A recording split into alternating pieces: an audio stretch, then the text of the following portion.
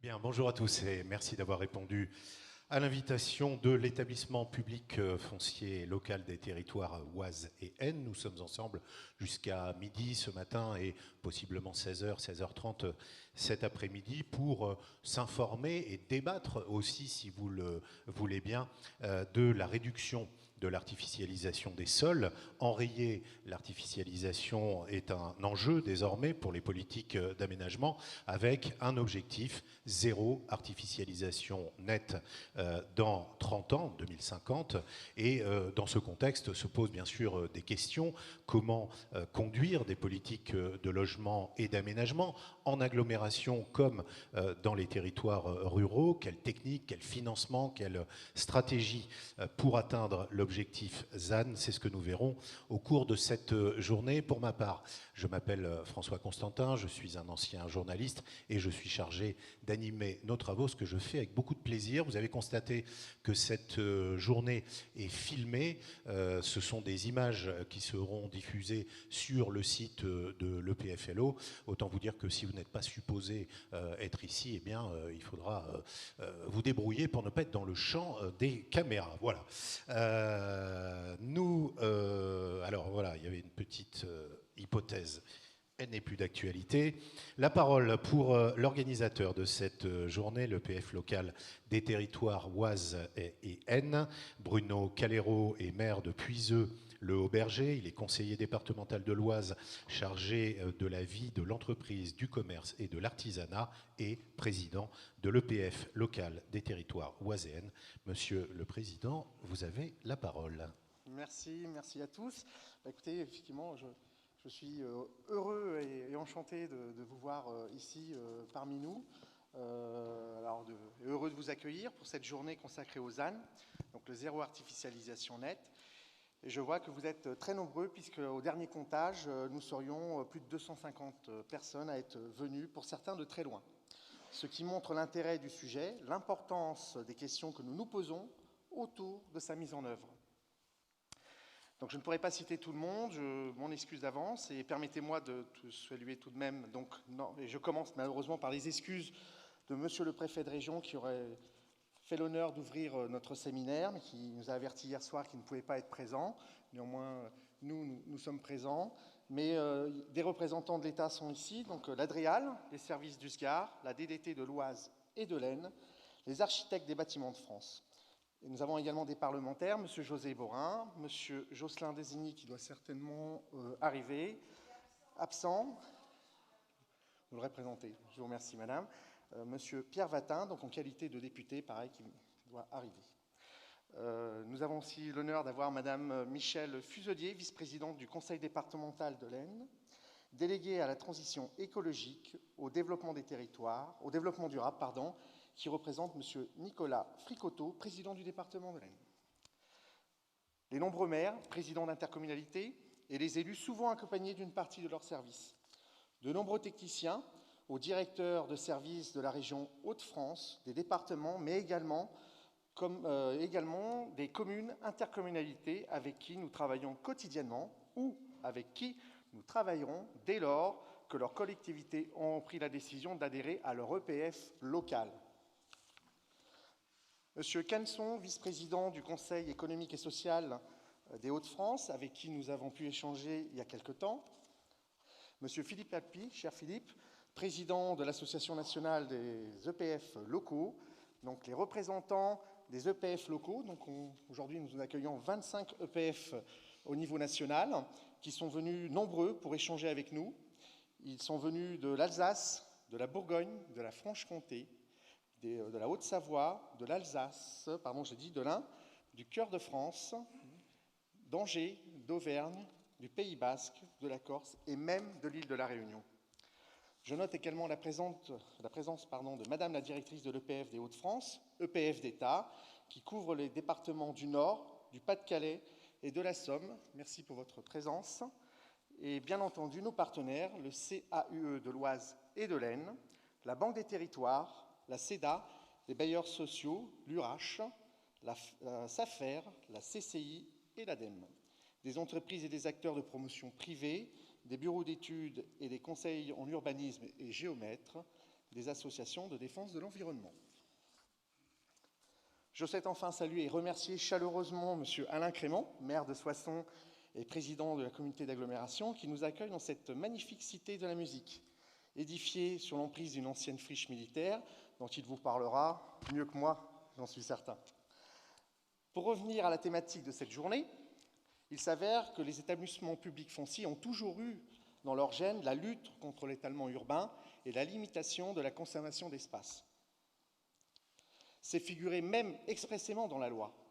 Concernant notre activité, plus de 80% de nos dossiers relèvent du recyclage foncier ou de la valorisation des dents creuses dans le tissu urbain. À l'instar des importantes opérations que nous menons actuellement dans le Grand Soissonnais, notamment dans le quartier Gare.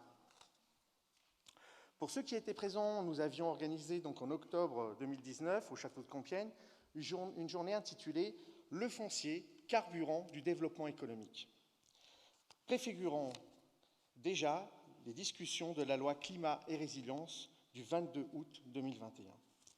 Durant la période Covid, une série de webinaires ont été tenus avec une douzaine de partenaires dans le cadre de la démarche Initiative ZAN Oise.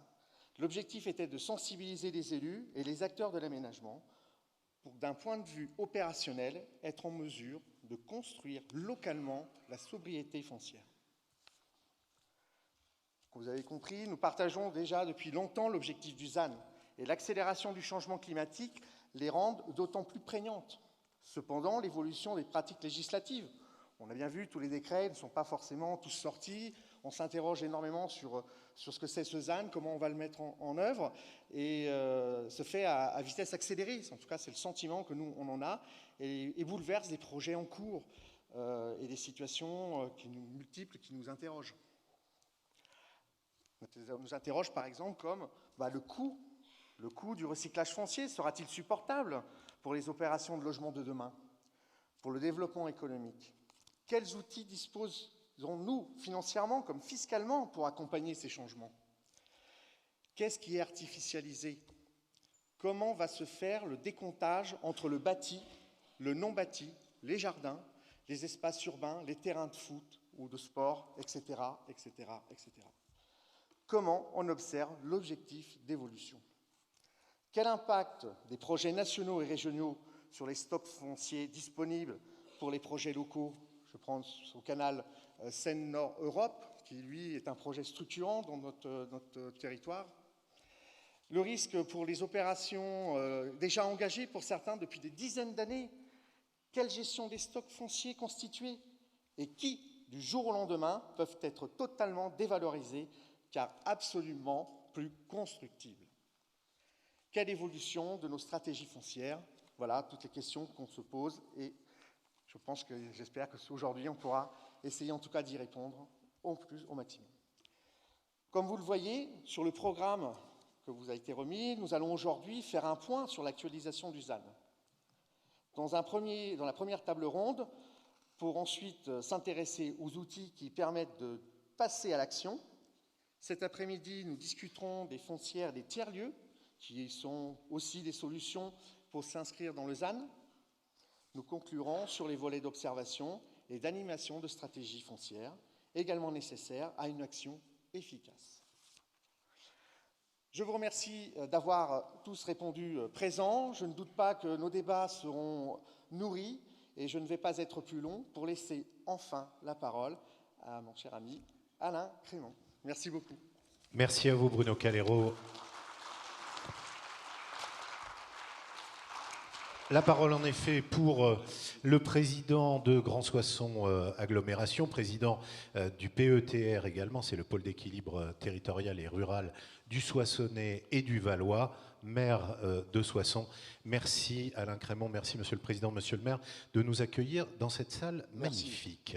Je voudrais tout d'abord saluer Monsieur le député qui nous fait l'honneur d'être présent, Monsieur le Président, mon cher Bruno, Mesdames et Messieurs les élus, qu'ils soient départementaux, municipaux ou régionaux, mes chers collègues, Mesdames et Messieurs, Monsieur le Directeur, mon cher Jean-Marc, Mesdames et Messieurs en vos diverses qualités.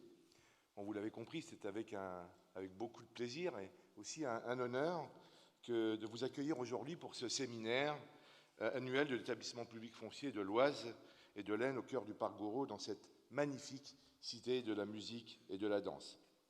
Alors, on parle de ZAN, cette ancienne friche militaire, aujourd'hui, vous le voyez, réhabilitée, constitue pour moi un exemple parfait de reconversion.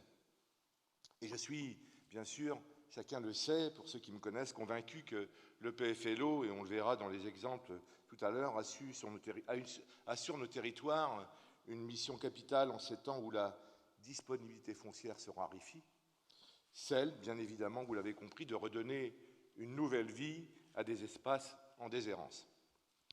Alors, le plan Armée 2000 de 1993 a sonné le glas, chacun le sait ici, du 67e régiment d'infanterie, et pour autant, les élus de l'époque, mes prédécesseurs, parce que je n'étais pas encore né en politique,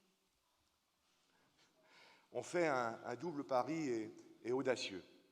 Tout d'abord, celui d'acquérir cette friche dès 2001, et celui aussi de confier à un enfant du pays, un Soissonnais très talentueux et reconnu internationalement, le projet de reconversion de cette caserne. Et vous avez compris que je pensais à Jean-Michel Villemotte, qui a dessiné et qui a réalisé un tout nouveau quartier dans la ville, en mixant activités, logements, près de 400, des services publics et de santé sur 8,5 hectares. Ambitieux et innovant parce qu'il a su réinventer la ville en créant un trait d'union entre le quartier prioritaire de Presles, 6200 habitants, et le centre-ville, tout en dialoguant, vous l'avez vu pour ceux qui viennent de l'extérieur, avec l'ancienne abbaye Saint-Jean-des-Vignes, monument bien sûr emblématique de Soissons et on ose dire notre tour Eiffel. Ce qui aurait pu devenir, vous l'avez compris, une verrue est devenu une véritable vitrine de notre territoire. Et même s'il reste encore, bien évidemment, le travail n'est pas encore achevé, quelques traitements à opérer et bien sûr des bâtiments à construire ou reconstruire. Alors sur ce projet aussi, le PFLO est un partenaire majeur de Grand Soissons. Vous nous accompagnez en assurant un portage immobilier sur ce site de 3 millions d'euros sur un bâtiment qui s'appelle Les Décideurs. Et donc c'est un cas concret, là aussi, de l'apport de l'EPFLO dans l'accompagnement des collectivités. Cette compétence acquise dans la revitalisation des friches fait désormais, avec vous, l'EPFLO, partie de l'ADN du Grand Soissons.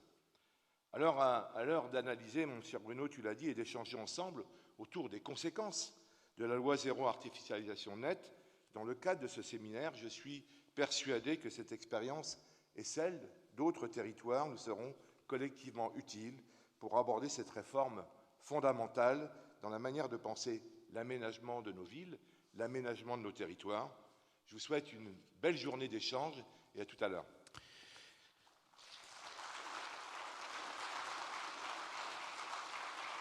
Merci Alain Crémont, merci Monsieur le maire. On vous retrouvera en effet dans une petite heure.